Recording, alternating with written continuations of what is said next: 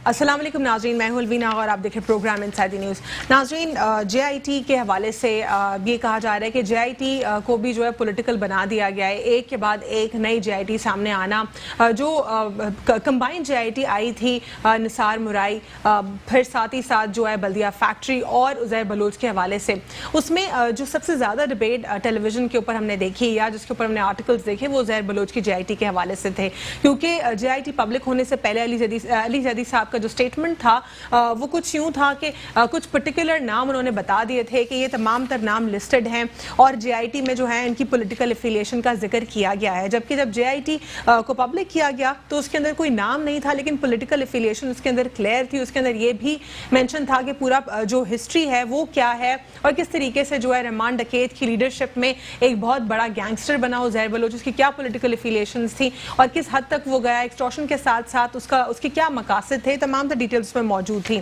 साथ ही साथ हमने इसमें जो है ये भी देखा एक पर्टिकुलर एस्पेक्ट उसके ऊपर हमने जो जानने की कोशिश की, उसमें ये था कि वो दो कंट्रोवर्शियल जो मामला आ गया कि दो JITs, अब दो JITs कैसे, कौन सी JITs, ये कन्फ्यूजन अवाम में है। दयामी भाषा वगैरह, जो दयामी भाषा जो एक बड़े डैम्स हैं उसके हवाले से भी कुछ प्रोग्राम में बात करेंगे, मजीद और पॉलिटिकल इंस्टेबिलिटी के हवाले से प्रोग्राम में बात करेंगे।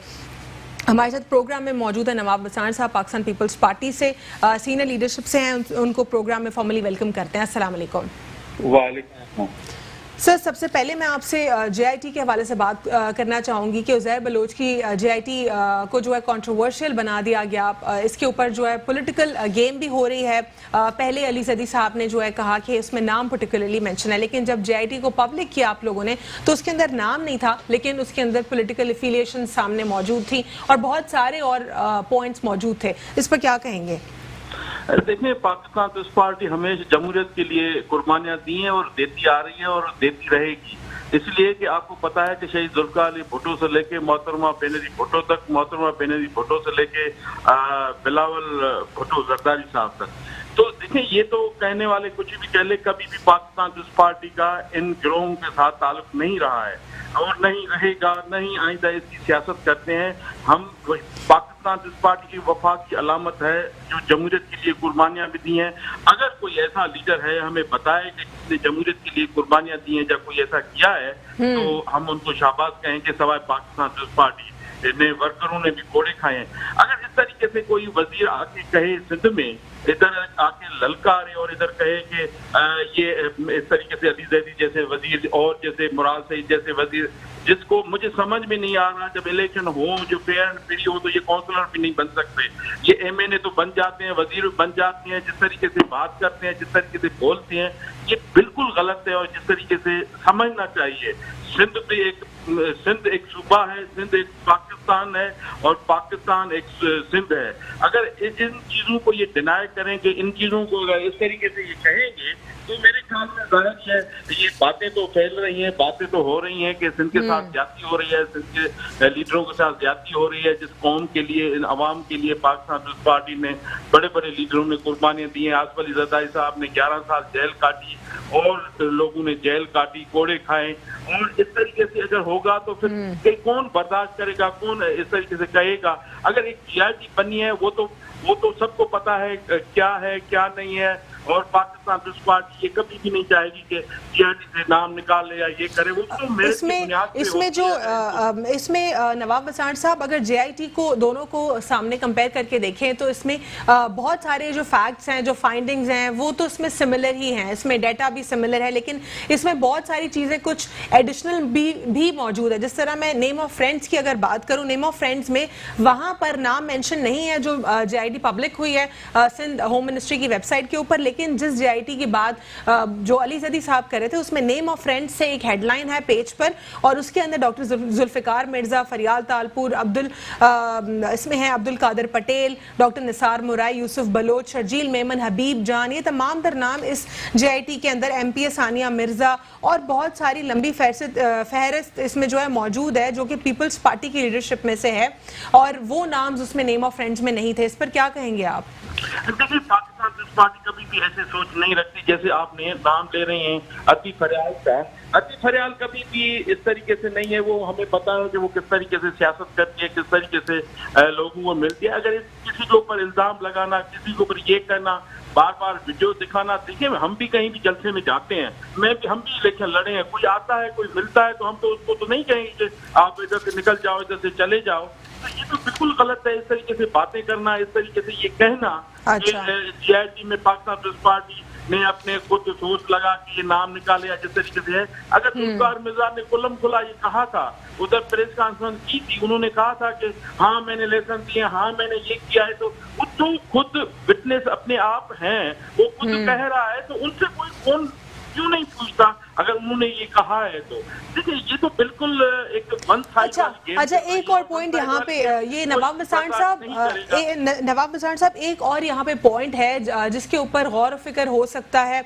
ये हबीब जान के हवाले से, हबीब जान का नाम जो है वो इसमें फ्रेंड्स की लिस्ट में मौजूद है JIT में, और साथ ही साथ वो भी ये कन्फेस कर रहे हैं, वो ये कह रहे हैं कि मैं अली ज़ैदी साहब का मशकूर हूँ कि उन्होंने जो है एक्सपोज करने की कोशिश की। यानी वो तो खुद कन्फेस कर रहे हैं कि जो JIT उन्होंने वो बात करे वो करेक्ट है। मुझे ये पता नहीं है कि अली जान कौन है या ये क्या कौन है। आपको पता है कि जो अली ज़ैदी हैं, जो किस तरीके से हम असूलों की बात करते हैं, हम सियासत की बात करते हैं, हम जमहूरियत की बात करते हैं, तो खान साहब को बेचैनी हो जाती है, खान साहब की पूरी टाइम को बेचैनी हो जाती है। बिलावल साहब जब हक की बात करते हैं, बिलावल भुट्टो जमहूरियत की बात करते हैं, बिलावल भुट्टो इस पाकिस्तान की बात करते हैं, बिलावल भुट्टो इस पाकिस्तान के अवाम की बात करते हैं। शहीद मोहतरमा बेनजीर भुट्टो अवाम के लिए शहीद हुई ना, वो भी अवाम की बात करती थी। ये सिर्फ सजा दी जा रही है सिर्फ इनकी वजह से कि अवाम की बात न करो, जो हम कहें वो कहो। ये कौन सी सियासत है? सियासत ऐसे तो नहीं होती। दुनिया में कहीं भी चले जाओ सियासत समझा जाता है, और कहीं भी जमहूरियत नाम की कोई इस वक्त कोई चीज नजर नहीं आ रही। इसलिए नहीं आ रही कि खान साहब पता नहीं क्या सोच रहे हैं, क्या सोच के आए हैं, पता नहीं इस पाकिस्तान को कहां से कहां लेके जा रहे हैं। और नया पाकिस्तान तुम अपना आप रखो, हमें वो पुराना कायदे-ए-आज़म वाला पाकिस्तान चाहिए, हमें शहीद जुल्फिकार भुट्टो वाला पाकिस्तान चाहिए। और लोग यही चाहते हैं। अभी कहीं भी आप निकलो, कहीं भी जाओ, इन गवर्नमेंट की परफॉर्मेंस पूछो तो आपको 100 में से 99% लोग यही कहेंगे कि इनकी नालायकी, इनकी कोताही मुल्क को तबाह कर दिया, गरीबों को बेरोजगार कर दिया, लाखों को बेरोजगार हो गए। इन्होंने दिया क्या दिया सवाए बेचैनी के अलावा, सवाए दुख के अलावा इस कौम को, इस मुल्क को दिया? मेरे ख्याल में कुछ नहीं किया इन लोगों ने। लोग बातें करते हैं, ये भी करेंगे वो भी करेंगे, किया तो कुछ भी नहीं है। इधर से उधर घूम रहा है, पर पाकिस्तान को कहां से कहां लेके जा रहा है ये आपके सामने है। जो कभी कहता है कि मैंने कर। ठीक है नवाब वसाण साहब एक और पॉइंट जो कि JIT में मेंशन है वो एक्सटॉर्शन भत्ते के हवाले से है। इतना भारी उसमें रकम, एक एक्सटॉर्शन की डिमांड करना और फिर गैंग वॉर्स में शमूलियत करना, ये आप लोगों ने, जब आपकी गवर्नमेंट भी थी और आप MQM भी आपका एलाई थी, तो आप लोगों ने उस वक्त इसके ऊपर एक्शन करेक्ट डेडलाइन के अंदर क्यों नहीं लिया? क्यों इतना लंबा हुआ, ये प्रोलॉन्ग हुआ मामला? देखिए पाकिस्तान पीपल्स पार्टी न इन भत्तों पे सियासत करती है, न भत्ती पे करती है जिस तरीके से लोग कह रहे हैं कि पाकिस्तान पीपल्स पार्टी। यार पाकिस्तान पीपल्स पार्टी की बड़ी जमात है। ये नहीं है कि जो और पार्टियां हैं जो कुछ भी कर सकती हैं अपने आप के लिए, और जो भी आपके सामने है जो मुल्क के खिलाफ भी नारे लगाते हैं, मुल्क के खिलाफ भी सब कुछ करते हैं, वो अभी उनके बलू में बैठे हुए हैं। वो तब तक तो ये कुछ नहीं है। जब हमारे साथ में होती है तो फिर यही करते हैं, यही बातें करते हैं। हम कहते हैं कि जमहूरियत पे किसी के साथ सौदा नहीं किया जाता। अगर कोई भी जमहूरियत पसंद है तो उसको आगे आना चाहिए, उनका हक है, उनका राइट है। जो जमहूरियत नहीं है, इस मुल्क के खिलाफ है, उनको सजाएं होनी चाहिए जो मुल्क के खिलाफ है। मुल्क के खिलाफ जो जिस तरीके से जिस लोगों ने बात की, उनको क्या क्या, वो तो खुशकुमर है, उसको तो कुछ नहीं हुआ।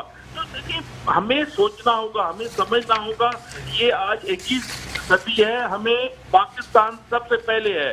पाकिस्तान अगर अभी भी हम नहीं सुधरे, अभी भी हम ये नहीं सोचा, तो मुल्क के लिए बड़ा डिफिकल्ट होगा। और हमारी जो सोचें हैं वो बिल्कुल ऐसी की ऐसी रह जाएंगी। हमें मेहनत करनी होगी, इस मुल्क के लिए सोचना होगा। जो मुल्क के खिलाफ है वो पाकिस्तान के अवाम के खिलाफ है, उनको नहीं छोड़ना चाहिए। हम उनको आगे लेके जा रहे हैं, और जो मुल्क की बात करते हैं उनको हम तबाह कर रहे हैं। ये बिल्कुल गलत है। हमें सोचना चाहिए, हमें देखना चाहिए। मुल्क अजीज है, मुल्क है तो सब कुछ है, लेकिन मुल्क नहीं है तो कुछ नहीं है। हमें सिंध और पाकिस्तान और चारों सूबों को मजबूत करके पाकिस्तान बनाना है। वो तब बनेगा जब सब एक पेज पे होंगे।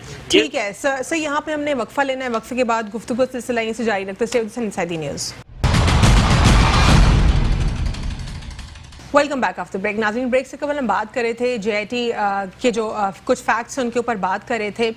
नवाब वसान साहब अपना स्टांस पेश कर रहे थे पाकिस्तान पीपल्स पार्टी का।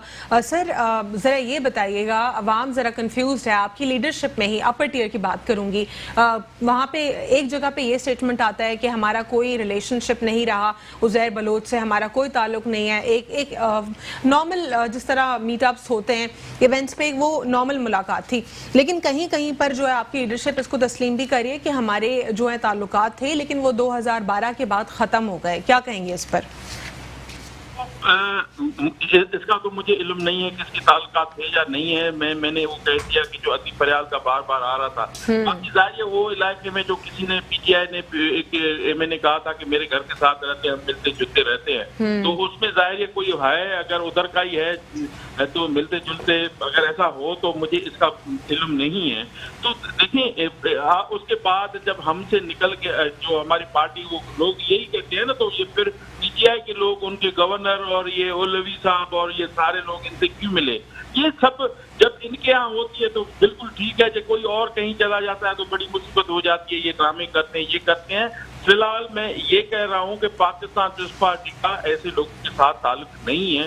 पाकिस्तान पीपल्स पार्टी एक बड़ी जमात है और पाकिस्तान पीपल्स पार्टी ऐसी सियासत करती नहीं है। जो करे वो उनको करने दो, बाकी पाकिस्तान पीपल्स पार्टी ऐसी सियासत नहीं करेगी। जिंदगी भर ऐसी सोच ही नहीं है पाकिस्तान पीपल्स पार्टी की। अच्छा ठीक है सर, यहाँ पे इस JIT में अगर मैं आपसे कुछ फाइंडिंग्स की अगर बात करूँ तो इसमें बेशुमार फाइंडिंग्स हैं, और इसमें एक तो सबसे क्लियर फाइंडिंग वो है कि एक गैंगस्टर है जो कि एक्सटॉर्शन में जो है मुलविस रहा, मर्डर्स में मुलविस रहा, ब्लैक मनी का जो है पूरा इसका जो एसेट है, एसेट की ट्रेल वो ब्लैक मनी की है पाकिस्तान में, दुबई में, इसके इंटरनेशनली जो है ताल्लुकात हैं, ईरान की नेशनलिटी इसके पास है, वहाँ पर इलीगल जो है वहाँ पे पोजेशंस हैं इसकी, और बहुत सारे इसमें मामला जो है क्लियर किए गए हैं। पाकिस्तान ये जो पीपल्स अमन कमेटी की एफिलिएशन है पॉलिटिकल, वो भी है इसमें, ये तमाम तरह इशूज। और सबसे अहम बात इसमें ये है कि अब JIT तो आ गई, पब्लिक भी हो गई, लेकिन इसके बाद क्या है? क्या फ्रेश FIR लॉन्च हुई? क्या ये मामला भी खत्म हुआ? हम तो यहीं पे कंफ्यूज रह गए। एक तरफ वो अली सदी साहब कह रहे हैं कोई और JIT है, लोगों को कंफ्यूज किया हुआ है, एक तरफ कहा जा रहा है ये कोई और JIT है, हम तो यहाँ से नहीं निकले हैं। तो आगे फर्दर कैसे ये प्रोसीडिंग्स होंगी? देखिए, अली जैदी वाले जो सियासत करते हैं ना, उनको तो मैं तो कहता हूँ अल्लाह का पता नहीं है कि जिस तरीके से वो बोलते हैं, जिस तरीके से ये बातें करते हैं, जिस तरीके से ये कहते हैं कि बस सिंध का ये हो गया, वो हो गया, इस तरीके से काम हो गया, जैसे शुरू में लेके अभी तक जब खान साहब की हुकूमत आई है, वो ऐसे आते हैं जैसे कि कोई फिल्म का विलेन नहीं होता कि बस सबको बस ऐसे ही खामोश करा। तो ये अली जैदी वही है ना जो कराची के लिए आया था कि मैं सफाई करूंगा, चंदा किया, वो चंदा भी खा गए। इनके बहुत सारे ऐसे स्कैंडल है, वो सामने आ जाएंगे, कुछ अच्छा वेट करें। और ये जिस तरीके से लोग ये बातें कर रहे हैं और जिस तरीके से लोग ये कह रहे हैं, इनकी अवाम के साथ कोई दिलचस्पी नहीं है। ये खान साहब जब हुकूमत से उतर जाएंगे तो कोई ये तितर बितर ये सारे पार्टी में चले जाएंगे और खान साहब की पार्टी भी नहीं रुकने वाली। ये पाकिस्तान पीपल्स पार्टी के लेकिन नवाब वसान साहब, coming back to the point कि FIR कब जो है फ्रेश FIR कब लॉन्च होगी, ये मामला कैसे सुलझाया जाएगा? क्योंकि वो तो जाहिर ही है, वो तो पुलिस ही देखेगी और हुकूमत देखेगी उनको क्या है फ्रेश इलाज क्या करना है, वो तो बाद में इंशाल्लाह वो भी। तो सिंध में तो आपकी हुकूमत है ना नवाब वसान साहब, आप लोग की हुकूमत है, आप लोग क्या एक्शन लेंगे, कितना जल्दी लेंगे? क्योंकि इसमें कन्फेशन हुआ है उसका कि कितने लोगों को उसने मारा है। एक वो आप कह रही हो, मुझे इस चीज का मालूम नहीं है कि वो क्या करना है। बहरहाल जो सर JIT रिपोर्ट जब आ जाती है, पहला स्टेप उसका होता है फ्रेश FIR। जब ऐसा होगा तो कानून के मुताबिक एक्शन होगा, जो भी कानून से कोई भी बालातर नहीं है, कानून के साथ कोई भी कोई खिलवाड़ नहीं कर सकता और कानून सबसे बड़ा है।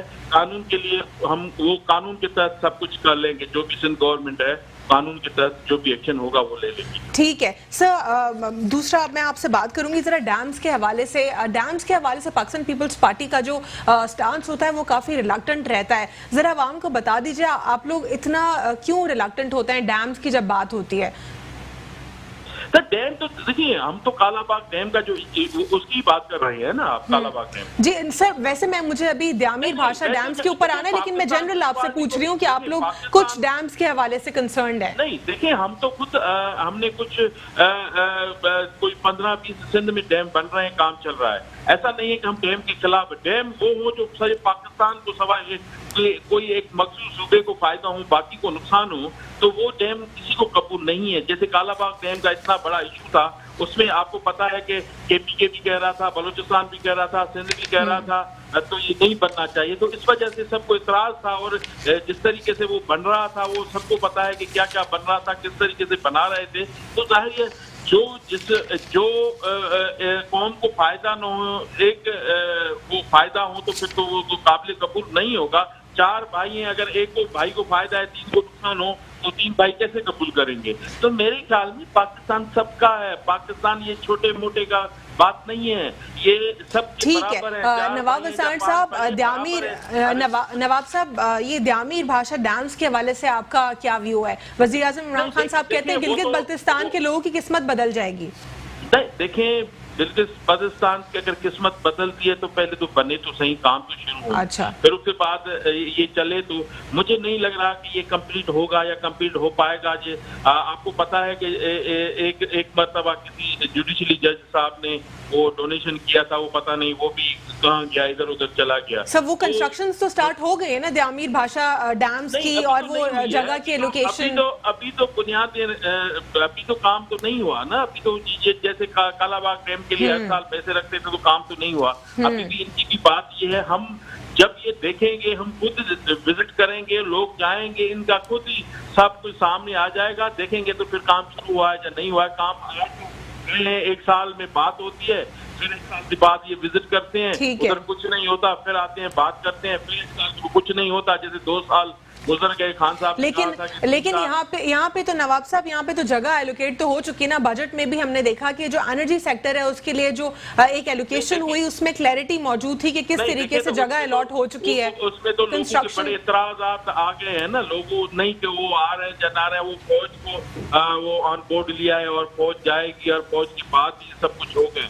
तो उधर तो फिलहाल तो जो फौज का जिन्होंने किया है, तो फिलहाल तो उधर मुझे तो गड़बड़ लग रही है। लोग जमीनें नहीं दे रहे हैं, कुछ ऐसा इशू है जो फौज को इन्वॉल्व किया है उधर। तो कोई तो जब ये सारी चीजें हैंडल हों, सारी चीजें सेटल हों, तो फिर ही कह सकते हैं कि इन्होंने डैम बनाया। तो वादा जैसे लोग हैं वो डैम बनाएंगे, अल्लाह रहम करे। ठीक है, बहुत बहुत शुक्रिया। ठीक है, बहुत बहुत शुक्रिया प्रोग्राम में शिरकत करने के लिए नवाब हसन साहब। एक छोटा सा वक्फा लेंगे और ब्रेक का सिलसिला, अब शो का प्रोग्राम का सिलसिला यहीं से जारी रखते हैं। Inside the news. Welcome back after break. नाज़रीन, ब्रेक से कबल हम बात कर रहे थे कुछ फैक्ट्स के ऊपर जो कि JIT से रिलेटेड थे। उस पर हमने पाकिस्तान पीपल्स पार्टी का स्टांस लिया। हमें स्टूडियो में ज्वाइन किया हलीम आदिल शेख साहब ने पाकिस्तान तहरीक इंसाफ से। उनसे जानेंगे इसके ऊपर क्या कन्फ्यूजन्स हैं, लोग कन्फ्यूज़ हैं, पहले JIT का आना, फिर उसके बाद डबल JITs होना, साथ ही साथ डैम्स की कुछ जो है अच्छी खबरें हमारे पास आ रही हैं। अस्सलाम वालेकुम sir, once again, and will like formally welcome you. सबसे पहले तो आप मुझे JIT के हवाले से बताएं कि ये क्या कंफ्यूजन है पर्टिकुलरली। पहले एक JIT पब्लिक होना, उसके बाद अली जैदी साहब जिस JIT का जिक्र कर रहे थे ऐवान में खड़े होके, वो नाम उसमें से मिसिंग होना, लेकिन जो JIT अली जैदी साहब के पास है उसके अंदर नाम मेंशन है, ये क्या है? देखिए, असल JIT जो कि लियारी के अवाम की तरफ से दर्ज हुई, उसका रिजल्ट तो आ गया 2018 की 25 जुलाई को, कि बिलावल साहब को उठा के टंगा डोली करके उन्होंने वो दे मारा बाहर। वो है असल लियारी की JIT। लियारी के अवाम ने बता दिया कि आपने बड़ी किलिंग्स कराई यहाँ, आपने लियारी को नोगो एरिया बनाया पीपल्स पार्टी ने उज़ैर बलोच के ज़रिए। उसके बाद आते हैं दूसरी JIT के ऊपर, जिस JIT में 198 लोगों का कत्ल किए जाने का एतराफ़ है। एतराफ़ जुर्म JIT अली जैदी की हो या सिंध गवर्नमेंट की हो, दोनों में एक चीज तो है कि 198 लोगों को कत्ल किया गया। लेकिन सिंध गवर्नमेंट की JIT से वो निकल गया कि किसके कहने पे किया गया। तो अल्टीमेटली केस जब चलते तो किसके कहने भी सामने आ जाएगा, और किसके कहने पे किया गया वो आवाम को पता चल गया, आपको पता चल गया, मुझे पता चल गया, शहर के आवाम को पता चल चुका है। ठीक है, अब उस कवर में छुपना कि जी 4 सिग्नेचर हैं या 6 सिग्नेचर हैं, बात यह है कि जो 4 सिग्नेचर्स हैं वो किसके इदारों के? ISI, MI, rangers and intelligence bureau. उन 4 इदारों के सिग्नेचर्स मौजूद हैं, तभी हम कह रहे हैं कि हमारी तो ख्वाहिश थी कि चीफ जस्टिस सुप्रीम कोर्ट जो है, जो इस शहर के सपूत हैं, वो सो मोटो एक्शन लें। नहीं तो अली जैदी साहब जाकर खुद हम सुप्रीम कोर्ट जाएंगे। चूंकि आप देखिए अलवीना, जो समझने की बात है कि 198 लोग अगर कत्ल हुए, क्या उनके ऊपर JIT इन्होंने क्रिमिनल इनका ये ऑफर रखी? आप देखिए कैसे फंसेंगे कि 2016 में JIT आती है, इसकी मुराई की, बल्दिया टाउन की, तीनों JIT आती हैं। 4 साल उसको दबा के रखते हैं। तो मुजरिम कौन? किसने दबाया, किसने छुपाया, किसने बचाया किसी को? तो ये तो फौरी तौर पे क्या जो JITs में रिकमेंडेशन मौजूद हैं, जो JIT के एक्टिव पार्ट्स हैं, जो आखिर में कंक्लूजन्स हैं, उस पर कोई इन्होंने अमल किया? क्या इन 198 लोगों की FIR अलग FIR? क्योंकि प्रैक्टिकली अगर JIT की अगर हम बात करें, पब्लिक अगर ना भी हुई है वो, तो उसकी जो फाइंडिंग्स थी, जो रिकमेंडेशंस थी, उसके ऊपर तो कोई अमल नहीं हुआ ना। 4 साल तक छुपाया गया, उसके बाद फ्रेश FIR तक लॉन्च नहीं हुई। अब अवाम कंफ्यूजन में है। देखिए 4 साल तक उसको रोकना, ये तो इनके गले में एक मुसीबत है। ये पानामा 2 है सिंध गवर्नमेंट के लिए। अभी तो शुरू हुई है पार्टी। मैं कहना चाहता हूँ इनसे पूछा जाएगा, मतलब उज़ैर बलोच से तो अलग FIR होगी ना कि तुमने इतने लोगों को मारा, तुमने किसके कहने पे मारा। फिर जितने केसेस में ये उज़ैर बलोच जिम्मेदारी कहता है कि मैंने मरवाया, उसमें इसको मफरूर करार दिया गया। उसके अलावा इसने कहा मैंने लोगों की ज़मीनों पे कब्जे किए। क्या उस ज़मीनों को illegal position not in Pakistan only but again in Dubai as well, और साथ ही साथ ब्लैक मनी का पूरा एसेट और ट्रेल होना। मैं कह रहा हूँ जो ब्लैक मनी, जो मनी लॉन्डर की, क्या वहाँ आपने ट्रेस किया? क्या आपने जो बंगले जबरदस्ती कब्जे किए उसने आपके ईरान की नेशनैलिटी होना, उनको किसी चीज पे नहीं। मतलब ये मैं समझता हूँ कि क्रिमिनल एक्ट है सिंध गवर्नमेंट का, जिसके ऊपर डायरेक्ट सिंध गवर्नमेंट पे जिम्मेदारी आएगी। अभी तो पता नहीं है इनको। ये कह रहे हैं 4 सिग्नेचर, 6 सिग्नेचर, 5 सिग्नेचर, 4 सिग्नेचर, ये और तीनों JITs के ऊपर जो डिले किया इन्होंने। अच्छा, ये जो दाल में काला जो इसमें जो नाम है फ्रेंड्स, वो बेसिकली नेम ऑफ फ्रेंड्स में से जो है नाम इनकी लीडरशिप के उड़ा दिए गए हैं, जिसमें डॉक्टर जुल्फिकार मिर्जा साहब, अदी फरियाल तालपुर, अब्दुल कादिर पटेल, डॉक्टर निसार मुराई, यूसुफ बलोच, शर्जील मेमन, हबीब जानिए। मैंने कुछ नाम MPA सानिया मिर्जा इनके कुछ नाम बताए हैं। बहुत एक लंबी लिस्ट मौजूद है पाकिस्तान पीपल्स पार्टी की लीडरशिप की, और इसमें बहुत सारे फैक्ट्स भी इसमें से मिसिंग है। लेकिन जो JIT इन्होंने खुद पब्लिक किए, उसके अंदर भी तो फैक्ट्स मौजूद हैं, उसके अंदर भी तो फाइंडिंग्स हैं। मैंने वही अर्ज किया आपसे कि जो इन्होंने खुद पब्लिक किए हैं, 2 मिनट के लिए हम हट जाते हैं ना। ये तो सुप्रीम कोर्ट अपील में जाएंगे। पीपल्स पार्टी या नाम नहीं मेंशन, लेकिन वो ये तो मेंशन है कि किसी की पॉलिटिकल इन्फ्लुएंस में किया गया, भत्ता भी पॉलिटिकल इन्फ्लुएंस में लिया गया। काम करते हैं ना, समझने के लिए बड़ा आसान, कोई शो रख लीजिए चील चौक पर, चलिए इनको भी बुला लें जो क्लेम करते हैं नहीं है। चलते हैं 50 लोगों का सैंपल कर लेते हैं 1 घंटे के अंदर। राहगीर एक माइक दीजिए कि भाई उज़ैर बलोच कौन था, सरपरस्त कौन था, 2 सवाल कीजिए उसमें। उज़ैर बलोच किस पार्टी से था, सरपरस्त कौन था, किसके था, सरपरस्त कौन था। 50 के 50 लोग, गदागाड़ी वाला, पान वाला, खिलाड़ी, रक्शे वाला, रोड वाला, मजदूर, क्लर्क, टीचर, सर लियारी के रहने वाला एक एक शख्स आप जबान खोल कर बताएगा कि उज़ैर बलोच कौन था, उज़ैर बलोच किसके कहने पे किलिंग्स करता था, किसके कहने पे सारी कार्रवाई करता था। मुश्किल नहीं था। चलते हैं ना, एक शो कर लीजिए। मैं तो जहाँ बैठता हूँ मैं कहता हूँ भाई आ जाओ। अगर कोई साहब होते पीपल्स पार्टी के, मैं उनसे कहता हूँ चलो कल रख लेते हैं, चील चौक पे खड़े हो जाइए, पूछ लीजिए किस लियारी में घूम जाए, एक माइक घुमा दे अपना मेट्रो का, पूछ लें लोगों से कि कौन था। मैं कहता हूँ जुल्म किया गया इस शहर के साथ। इस शहर को नौजवानों को गाजर मूली की तरह काटा गया है। इस शहर के साथ ये वो लोग हैं जिन्होंने शहर कराची को, आज मजलूम शहर है, लोग मजलूम हैं, इनको कत्ल किया। अगर आज इनको शर्म नहीं आती, कहते हैं कि 4 साल पुरानी हो गई सिंध गवर्नमेंट को। मतलब देखिए कोई तो वजह है।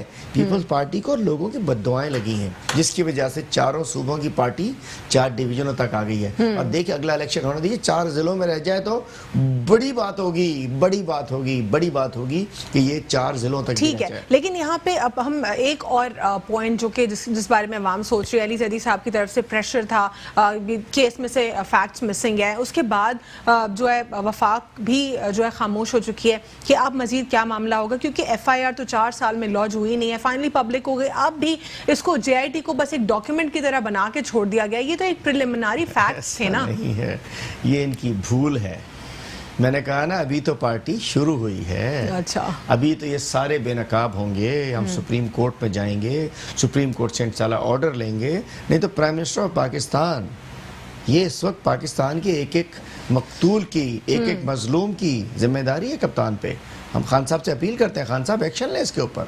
हम जो कराची के नुमाइंदे हैं, जिन्हें शहर से वोट मिला है, और खान साहब खुद इस शहर से इलेक्ट हुए हैं। निसार मुराई की हवाले से आप क्या फैक्ट्स बताएंगे, उस पे आपका क्या कहना है JIT रिपोर्ट पर? कहते हैं ना, कहाँ तक सुनोगे कहाँ तक सुनाए। फिशरीज के ऊपर कल भी मैं था, कल समंदर में माहीगीरों ने सैकड़ों कश्तियों पे, हजारों माहीगीरों ने डेल्टा पे आके समंदर के, उन्होंने कश्तियां खड़ी करके मुजाहरा किया। वो कह रहे थे हम लुटते चले आ रहे हैं, जाफर आगा से लेकर निसार मुराई के बाद जो उनका चेयरमैन है, मतलब मुछेरों तक को नहीं छोड़ा, अच्छा। गरीबों तक को नहीं छोड़ा। अच्छा। उनका इन्होंने माल कमाया, वहाँ से भत्ता लेके उसको उज़ैर बलोच को दिया जाता था, वहाँ से मतलब जबरदस्ती माहीगीर एक, अब जुल्म देखे किस किस को छोड़ा है। मतलब एक माहीगीर घर से निकलता है बेचारा, लांच पे जाता है, वहीं सोता है, वहीं रहता है, वहीं खाता है, वहीं पीता है। जब वापस आता है तो उससे भत्ता लिया जाता है, करोड़ों रुपए महीने का भत्ता। इसमें भी डॉक्टर जुल्फिकार मिर्जा साहब की भी स्ट्रॉन्ग एफिलिएशन कि वो वेपन्स दिया करते थे। इससे ज्यादा मजीद अब और क्या चाहिए?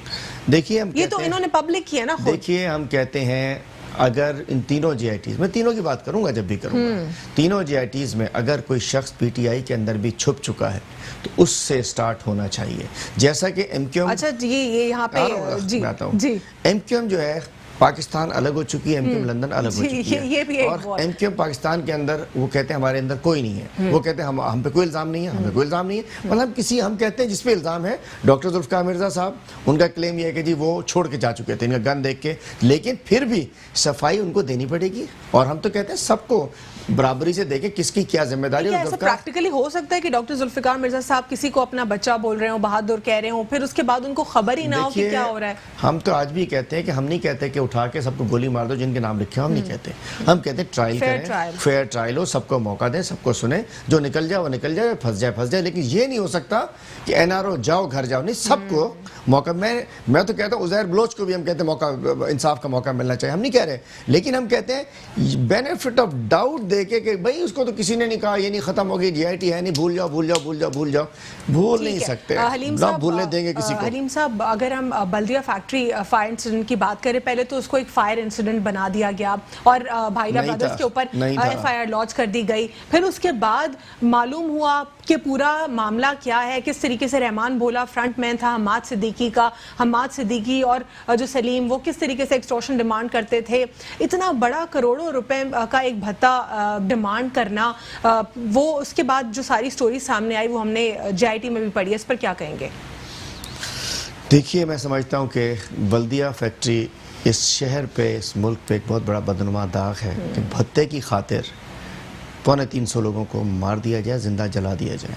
मेरे दिल की आवाज़ यह है कि जो भी लोग बल्दिया फैक्ट्री के अंदर शामिल हैं, उनको जब वो कसूरवार साबित हो जाएं, उनको बल्दिया फैक्ट्री में उनके उन मासूमों के घर वालों के सामने उन्हें आग लगाकर कमरे में बंद कर देना चाहिए। ये इंसाफ होगा तो आइंदा, मतलब इससे बड़ा गदर क्या हो सकता है। और जो लोग हैं आजकल बड़े बड़े अच्छे तस्वीरों में लोग बैठे होते हैं, बड़ी बड़ी बातें कर रहे होते हैं, लेकिन मैं कहता हूँ किसी को छोड़ना नहीं चाहिए। मतलब बल्दिया फैक्ट्री हो, मैं कहता हूँ सबसे बड़ा क्राइम बल्दिया फैक्ट्री में हुआ कि भत्ते की खातिर, मतलब अगर 259 लोग अगर उसमें बेचारे शहीद हुए, 20.5 करोड़ का भत्ता, तो 7.5 लाख रुपए, सिर्फ 7.5 लाख रुपए के वसूल के लिए पर पर्सन उसको जिंदा जला दिया जाता है। ये 20 करोड़ रुपए एक फैक्ट्री से भत्ता मांगना, यानी कि पूरे पाकिस्तान में इंडस्ट्रीज को तो फिर इसी तरह तबाह किया ना हमने। जो पुरानी लीडरशिप रही है, भत्ता लेते रहे हैं, एक्सटॉर्शन का इतना बड़ा अमाउंट, 20 करोड़ भत्ता एक फैक्ट्री से, और फिर आप जला दे जिंदा लोगों को। उसके लिए जिन्होंने किया उनके साथ नजर आना शुरू हो चुका है।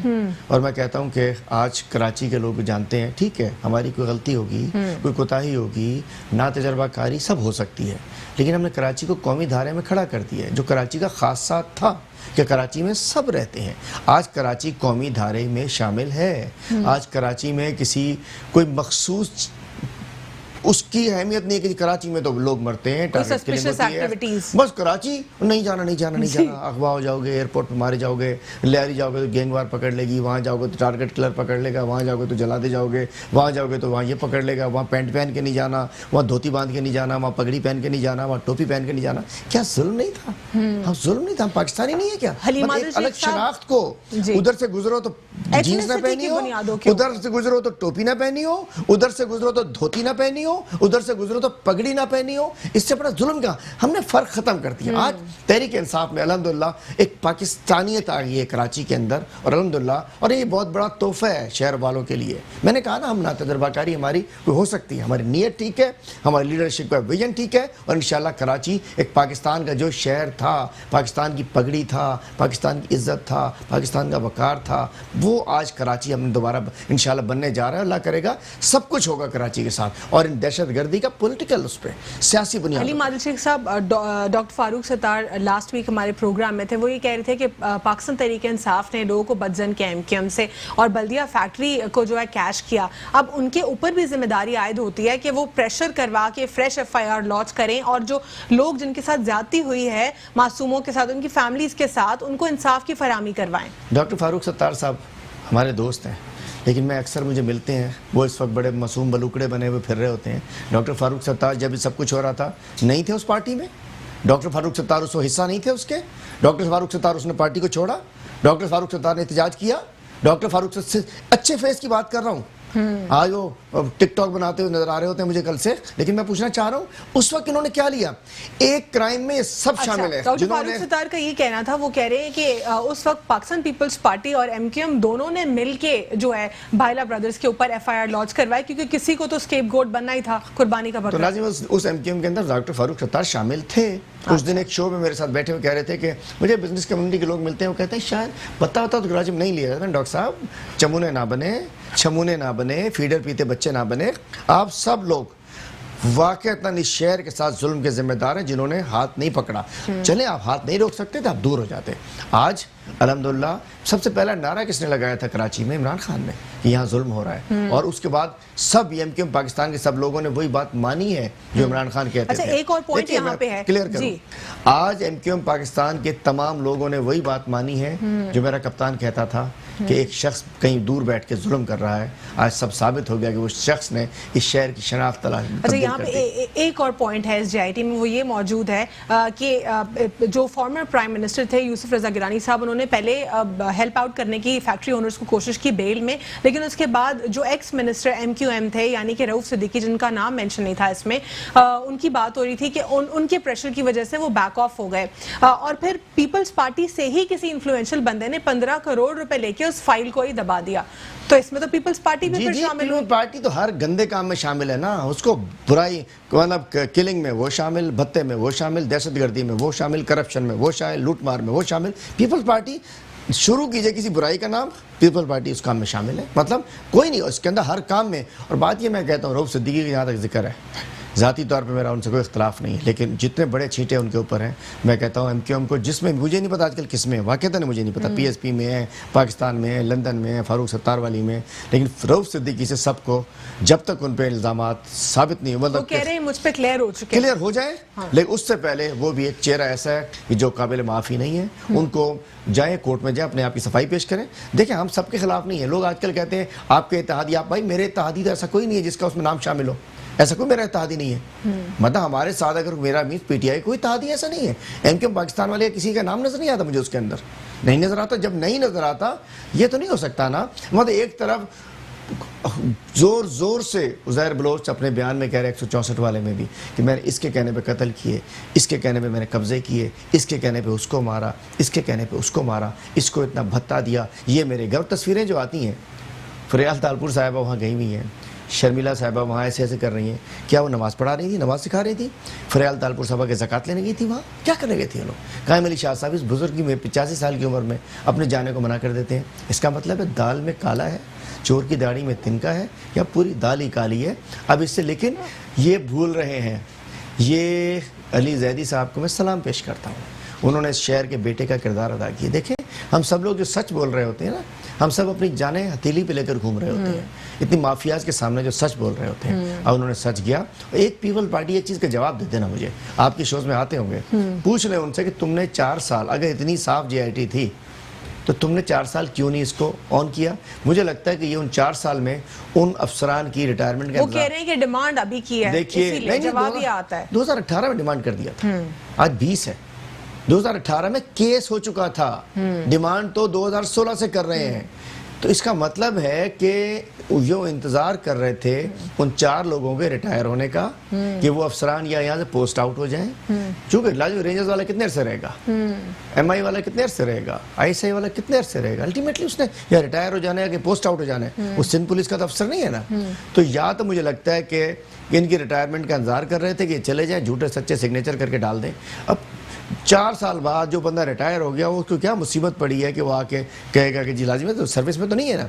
और उसको पता है कि यहाँ तो बेचारे वली खान बाबर के साथ क्या किया, उसके गवाहों के साथ क्या किया, उसके वकीलों के साथ क्या किया, उसके जानने वालों के साथ क्या किया। मतलब है ना, एक शहर गवाह है ना, यहाँ किस किस के साथ नहीं होता। मतलब है कि उज़ैर बलोची भाई उसको मारो, उसके गवाह को मारो, उसके वकील को मारो, उसके भाई ये सब कुछ हो रहा है ना इस शहर में। हमने सारा जुल्म देखा है। और मैं कहता हूँ कराची के साथ ज़्यादती की गई है। कराची ने पूरे मुल्क को पाला, कराची ने पूरे सूबे के लिए बहुत फंड्स बहुत रेवेन्यू इकट्ठा किया, कराची ने सब कुछ किया, लेकिन कराची को दहशतगर्द की अलामत बना दिया गया। कराची को मारा गया, हमारे बच्चों को मारा, हमारे बेटों को मारा, हमारे बुजुर्गों को मारा, उनसे भत्ते लिए। ये आज अफसोस हो रहा है 15 रोज से जब खबरें देखते हैं JIT में इसने इतने मरवा दिया, इसने जलवा दिया, इसने कत्ल करा दिया, इसने मरा दिया। ये लोग, ये हमारे हुक्मरान हैं, ये हमारे वो लोग हैं जिनका कराची मतलब पूरे सूबे का कंट्रोल रहा है, जिनके पास। लेकिन पॉइंट ये है कि हलीम साहब कि अल्लाह करे इसके ऊपर फाइंडिंग्स तो आ गई हैं सामने, लेकिन इसके ऊपर FIR हो, प्रॉपर प्रोसीडिंग्स हो, ट्रायल हो, और जो कन्विक्टेड है वो सामने लोगों के सामने आए। मैं जिस इमरान खान को जानता हूँ, वज़ीर आज़म पाकिस्तान को जानता हूँ, जिसका मैं एक छोटा सा एक सिपाही हूँ, वो छोड़ेगा नहीं किसी को नहीं छोड़ेगा। भूल जाइए कि अब किसी को छोड़ देगा। वो तो चोरी करने वाले को नहीं छोड़ेगा, वो तो अपने साथी को नहीं छोड़ेगा, वो मुझे नहीं छोड़ेगा, किसी को नहीं छोड़ेगा। मतलब उसके कोई उसके साथी साबित हो चुके हैं कुछ रिपोर्ट्स के अंदर कि जो लोग साथ बैठते थे, इल्जाम आया, उठा के फेंक दिया उनको। तो मैं समझता हूँ कि आप समझ जाएं इमरान खान NRO नहीं देगा, इमरान खान माफ कर दे नहीं माफ करेगा। कोर्ट अदालतें माफ करें, इमरान खान ना करप्ट को माफ करेगा, ना कातिल को, ना भत्ताखोर को। एक एक का इंशाल्लाह एक एक मजलूम का इंसाफ हम दिला के रहेंगे। ठीक है। दयामीर भाषा और जो दयामीर भाषा डैम्स के हवाले से जो है वज़ीर आज़म इमरान खान साहब कह रहे हैं कि गिलगित बल्तिस्तान के लोगों की जिंदगियां बदल जाएंगी, क्या कहेंगे आप इस पर? अल्हम्दुलिल्लाह मैं समझता हूँ कि 1965 के बाद पहली दफ़ा ऐसा हो रहा है कि कुछ तरक्कियाँ हो रही है। इंशाल्लाह ये बड़े डैम्स हैं गिलगित बल्तिस्तान, और ये बहुत सारे वो डैम्स ज़रूर बनेंगे जो पानी की शॉर्टेज को ख़त्म करें, पानी की स्टोरेज। मतलब प्लानिंग तो हो रही है ना मुल्क के अंदर। और देखें बड़ा बड़ा काम हो जाता है, कहीं तस्वीरें नहीं लगती हमारी। आज भी कायदे आज़म की तस्वीर लगी है। यहाँ तो लोग तंदूर बनाते हैं ना रोटी का, उस पर 8 तस्वीरें लगाते हैं। एक साबुन की डिब्बिया भी देखा होगा पिछले दिनों आपने, एक साबुन की डिब्बी थी और उस पर वो पीपल पार्टी के वजीर जो है साबुन की डिब्बी देते, 8 आदमी साबुन के पैकेट को बांट रहे होते थे। एक कट्टा राशन का होता है, उस पर राशन में सारी तस्वीरें लगाते हैं, कट्टे के ऊपर छुप जाता है। अल्हम्दुलिल्लाह। और हमने सिंध के अंदर मतलब 1 करोड़ 61 लाख लोगों को 193 अरब 12-12 हज़ार रुपये करके दे दिए हैं। सिंध में 60 अरब रुपए दिए जा चुके हैं 50 लाख लोगों को। कहीं तस्वीर नहीं लगाई, कहीं बात नहीं की। बात है कि बदला हुआ लीडर है, बदला हुआ पाकिस्तान है, मुश्किल हालात हैं। लाजिम बात है शायद कुछ गटर के ढक्कन हम ना लगा सके हों चूँकि सिंध गवर्नमेंट है, शायद किसी घर के सामने कचरा हम ना उठा चुके हो चूँकि सिंध गवर्नमेंट के पास इख्तियार है। शायद जो उम्मीद हमसे थी कराची के अंदर कि ये आएंगे, 18वीं तरमीम है, सिंध में हमारी गवर्नमेंट नहीं है, सिंध में हमारे पास फंड नहीं, सिंध में हमारे पास इख्तियार नहीं, सब कुछ पीपल्स पार्टी के पास है। NFC आ जाती है, माल खप्पे नीचे नहीं लगाना। लेकिन ये ज़रूर शहर कराची वाले सोचे कि अल्हम्दुलिल्लाह वो शनाख्त कराची की ख़त्म हो गई और इंशाल्लाह मज़ीद ख़त्म होगी। और इतने बिगड़ा हुआ मामला था। और अब जो आप देखें 120 दिन में 120 अदालतें सुन रही हैं ना, जी कुछ तो करेंगी ये भी आके। इंशाल्लाह सारा गंद साफ हो जाएगा, फिक्र ना कीजिए। इंशाल्लाह बेहतरी की उम्मीद करते हैं।